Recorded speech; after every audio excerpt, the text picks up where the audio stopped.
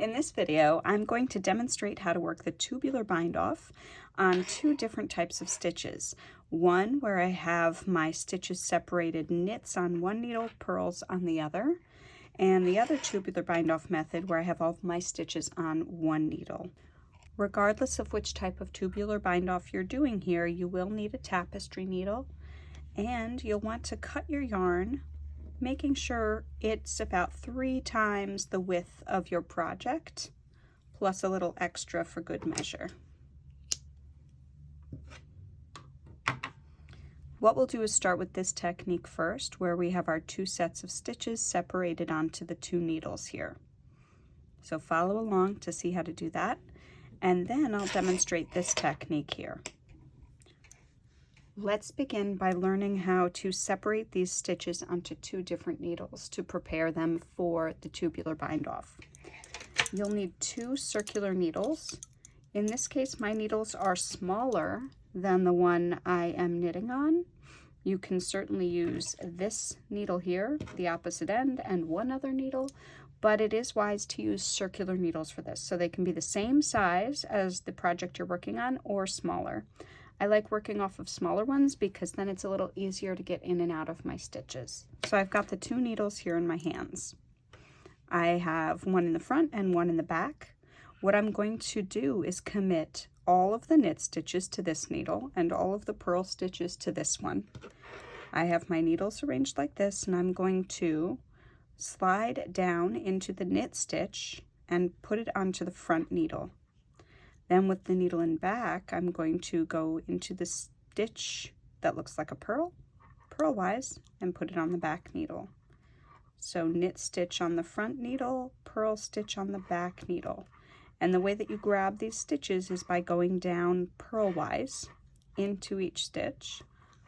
We go purlwise so the stitches don't change position on the needle. We want them to be facing the proper way for when we do our bind off, so that they lay correctly in the tubular bind off. So I have through the front and through the back. Front needle knit, back needle purl. Front needle knit, back needle purl. Front knit, back purl. And this needle is empty, and now I have the stitches here. The circular needle is important because now I can slide these all the way to the other end, where I have my working yarn ready to work the tubular bind off. All right, now that you've gotten your stitches separated onto these 2 needles, the front needle and the back needle, what we're going to do is work the Kitchener stitch and graft these stitches together. So I like to keep a handy sheet nearby that reminds me of the 4 steps of the Kitchener stitch. This is the front needle here. This is the back needle here. When the step refers to going into a stitch as if to knit, that means I'm inserting my tapestry needle into the stitch as though I'm knitting it. And when the step refers to going into a stitch like a purl, that means my tapestry needle goes down the stitch as though I were about to purl it. So let's begin. I have my yarn cut, I have my tapestry needle. I'm going to go into the first stitch on the front needle as if to knit and take that stitch off. Then I'm going to go into the next stitch on the front needle as though to purl and leave the stitch on. Then I go onto the back needle as if to purl, take it off. Back needle, the next stitch as if to knit, so I'm coming up that stitch and leave it on. So I'm repeating those 4 steps across the row. Front needle, knit, off. Front needle, purl, leave it on. Back needle, purl off. Back needle, knit, on. Front needle, knit, off. Front needle, purl, on. Back needle, purl off. Back needle, knit on.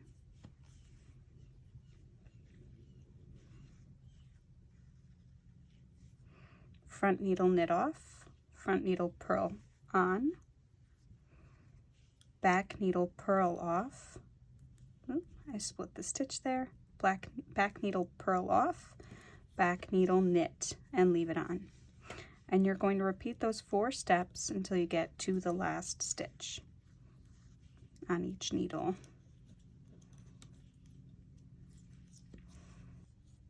All right, here we are at the last 2 stitches. I'm going to go into the front stitch as to knit, take it off, front as to purl, leave it on, back as to purl, take it off, back as to knit, leave the stitch on. Then I'm going into the front stitch like a knit, front stitch like a purl. And that is the tubular bind off. It looks like the top of the work is endless. It's hard to see where there's a bind off here.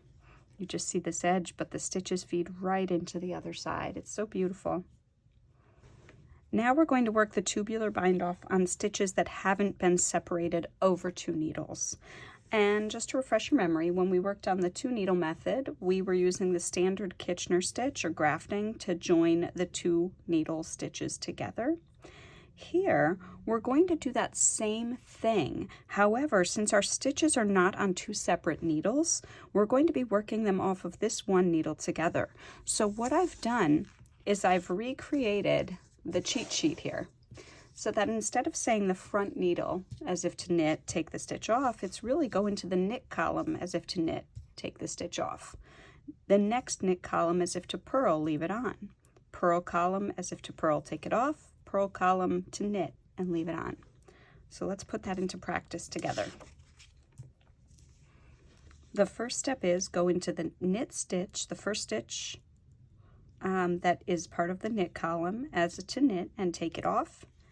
And then go into the next knit column like a purl. So that's right over here. That's the second stitch on the needle actually. Like a purl, and leave it on. The next step is go into the purl column like you're about to purl and take the stitch off. And then go into the next purl column, which is here, like a knit, and leave the stitch on. The key here is that your needle has to come from behind. We want to avoid getting the yarn tangled up on this knit column here. So my tapestry needle comes from the back of the work and points towards the front here, then twirls around so that I can go up into the purl stitch and leave that on the needle. We'll do that together a few more times. So knit column, knit off, knit column right here, purl on. Purl column, purl off, purl column, knit on. So I'm going to bring my needle through these 2 stitches to the front of the work and then twirl it and go up into this stitch. So if I bring my needle fully through, it might be a little easier to see. My needle is now to the front of the work. I'm going to tighten that yarn a little bit. I'm going to go into this purl stitch here, this purl column like I'm knitting, and push my needle to the back. So you can just save yourself a little time if you can just finagle the needle around into the stitch. So knit column off like a knit column, leave it on, and you've gone in like a purl. Then purl column like a purl off, purl column over here like a knit, and leave it on. So we're just bypassing the stitches in between as we work both columns of knit or both columns of purl. So knit column like a knit, take it off, knit column like a purl, leave it on. But technically we're working the Kitchener stitch. We're working the same thing we did for the 2 needle method. So purl column like a purl, take it off, purl column like a knit, and leave it on. And again, if you're having trouble getting into that second purl column, you can pull the needle fully through, and I'll show you that again right now. So purl column like a purl, take it off, then bring the needle through to the right side, and then come up that stitch here, the second stitch, which is our purl column, like we're knitting, and take it off, or leave it on, excuse me. All right, so we're going to repeat that to the last 2 stitches. Here we are at the last 2 stitches. You go into the knit column like a knit, take it off, and the purl column like a purl, and take it off. And then that is your tubular bind off. Happy knitting!